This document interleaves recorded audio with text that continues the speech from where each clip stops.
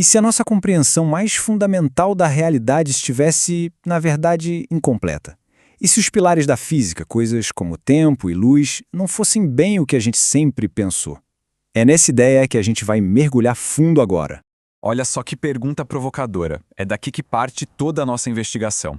É uma questão que, sabe, mexe com as estruturas, faz a gente ter que repensar basicamente tudo que a gente aprendeu sobre como o universo funciona. Mas calma. Para a gente entender o tamanho dessa ideia, o quão radical ela é, primeiro a gente precisa dar um passo atrás. Vamos revisitar a visão clássica, como a física tradicional organiza o nosso universo. A analogia é ótima, né? Pensa assim, ó. O tempo, ele é o palco. É a estrutura com as 4 dimensões onde a peça da realidade acontece. E a luz? Bom, a luz, o fóton, é um dos atores principais se movendo nesse palco. Um é a estrutura, o outro é o conteúdo. Essa é a distinção clássica. Ok, é aqui que o negócio começa a ficar interessante. E, sinceramente, um pouco assustador também. O que aconteceria com a realidade se a gente simplesmente tirasse de cena o seu mensageiro de informação mais fundamental? Se ele sumisse?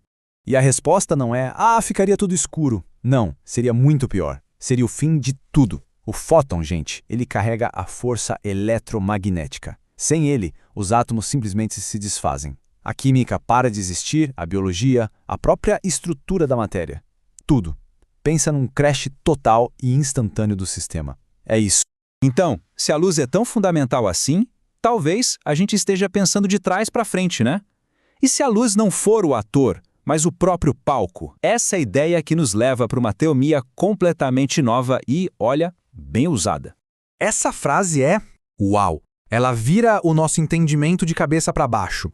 O que ela está dizendo é que o tempo não é algo fundamental. Ele é, na verdade, um efeito colateral da nossa existência, porque nós somos matéria, somos lentos, o tempo seria uma consequência disso e não a causa de tudo. Essa, então, é a definição mais formal da coisa. Na tal da física fotocêntrica, a luz é o axioma, a única regra que não pode ser quebrada. É a base de tudo. O resto, inclusive, essa sensação de passagem do tempo que a gente tem, é só o resultado da luz interagindo com a energia e com a matéria. O ponto central é esse. O tempo é tipo uma ilusão de processamento. Pensa só, se fosse possível viajar na velocidade da luz, o universo inteiro, do Big Bang até o fim, aconteceria num piscar de olhos. O tempo, então, seria tipo o lag de um jogo, sabe? O atraso que nós, como matéria, experimentamos enquanto a luz se propaga. Ok. Mas se a luz é o comando, de onde ela vem? De onde ela surge? Essa pergunta faz a gente olhar de um jeito diferente para a ideia de vazio. Porque aquele nada de onde a luz parece vir, na verdade não está vazio. O vácuo do espaço não é um nada absoluto. A física quântica mostra que ele é, na verdade, um mar de potencial puro, borbulhando de energia, com partículas aparecendo e sumindo o tempo todo. É a matéria-prima de tudo. E essa analogia aqui é simplesmente genial para explicar isso. Pensa no bicho-papão de Harry Potter. Dentro do armário, ele não tem forma. Ele é todas as formas possíveis ao mesmo tempo, certo? O vazio seria assim. E a luz? A luz é quem abre o armário, ela é o observador que força o bicho-papão a assumir uma forma definida, transformando nada em algo real, concreto. Agora, vamos levar esse raciocínio um passo adiante.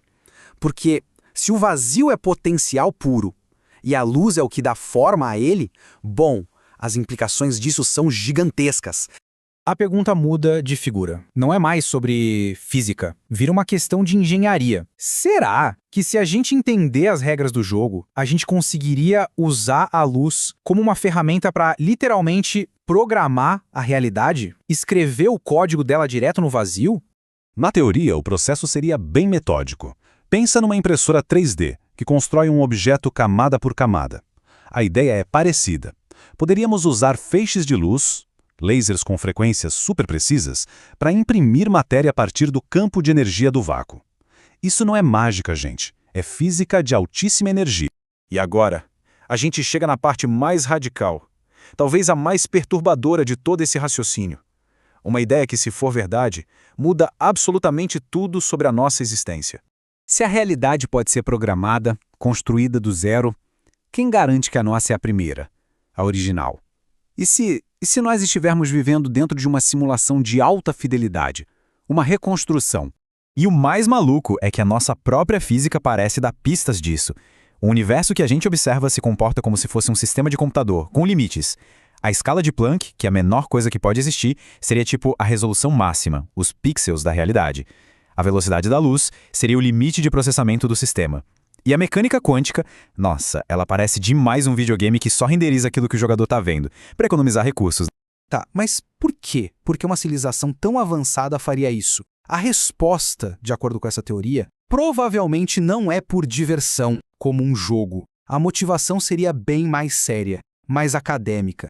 A ideia é a seguinte: uma civilização super avançada, talvez uma que controle a energia de galáxias, encontrou o que sobrou da gente, da Terra, e resolveu rodar uma simulação para nos estudar, para entender a nossa história, como surgimos e, o mais importante, por que acabamos. Eles estariam aprendendo com os nossos erros. Nós seríamos o objeto de estudo de uma grande pesquisa arqueológica.